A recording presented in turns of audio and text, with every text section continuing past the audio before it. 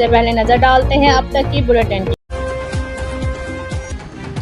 जम्मू व Kashmir supreme court की हिदायत पर डिस्ट्रिक्ट मजिस्ट्रेट व administrator municipal corporation Chaudhary Amjad Iqbal की सरबराही में इंतजामिया, पुलिस और म्यूनसिपल कॉरपोरेशन के अमला ने शहर के मारूफ सेक्टर F2, B4 और B2 में ग्रैंड ऑपरेशन क्लीन अप करके मुतादिद पुख्ता तजावीज़ात गिरा दी।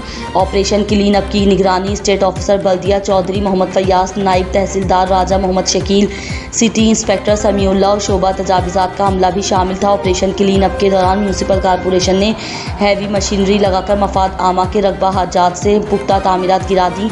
कामयाब ऑपरेशन क्लीन अप पर सियासी व समाजी, तिजारती व अवामी हलकों ने इंतजामिया का शुक्रिया अदा किया है और तवक्का की है कि वो पूरे शहर में सुप्रीम कोर्ट की हिदायत के मुताबिक ऑपरेशन क्लीन अप बिला तखसीस जारी रखेंगे। किसी भी नाजायज़ तकाबिज़ को कोई रियायत नहीं देंगे। बिला तखसीस ऑपरेशन क्लीन अप के नताइज से आइंदा कोई भी शख्स मफाद आमा या किसी दूसरे शख्स के रकबे पर कब्जा नहीं कर सकेगा।